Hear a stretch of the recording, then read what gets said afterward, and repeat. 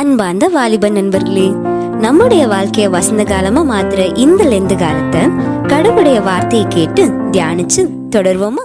ஆண்டவர் இயேசு கிறிஸ்துவின் திருப்பெயரிலே உங்கள் யாவருக்கும் என்னுடைய ஸ்தோத்திரங்களை தெரிவித்துக் கொள்கின்றேன்.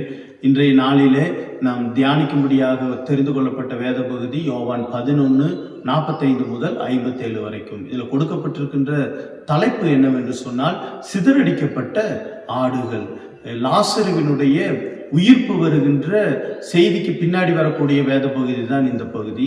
முதலிலே லாசருவினுடைய உயிர்ப்பை மக்கள் எல்லாரும் பார்க்கிறார்கள். இயேசு கிறிஸ்துவை ஏற்றுக்கொள்ளுவதற்கும் நம்புவதற்கும் ஆயத்தப்படுகிறார்கள். ஆனால் அவங்களுக்கு பயம் வருகிறது. அந்த பயம் ஏன் வருகிறது என்று சொன்னால், தலைமை குருக்களை பார்த்து பயம். அந்த தலைமை குருக்கள் என்ன செய்கிறார்கள் என்று சொன்னால், இயேசுவை கொலை செய்ய சதி திட்டம் தீட்டுகிறார்கள். அப்பொழுதுதான் காய்பா ஒன்றை சொல்லுகிறார்.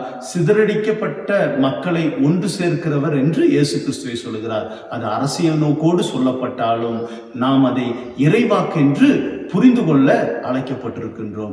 அப்படி சிதறடிக்கப்பட்ட மக்கள் அன்றும் இருக்கின்றார்கள். இன்றைக்கும் இளைஞர்கள் எல்லாம் பயத்திலே ஒரு சைடாக ஒரு கூட்டமாக ஓடுகிறார்கள்.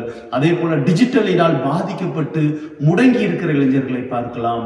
பல்வேறு பயம், டிப்ரெஷனினால் பாதிக்கப்பட்ட இளைஞர்களை பார்க்கலாம். ஆனால் நாம் சிதறடிக்கப்பட்ட நிலையில் இருக்கின்ற நம்மை ஆண்டவர் தைரியப்படுத்தவும் நம்மை சேர்க்கவும் ஆயத்தம் உள்ளவராய் இருக்கிறார். இன்றைக்கு நாம் ஒரு தீர்மானம் எடுப்போமா?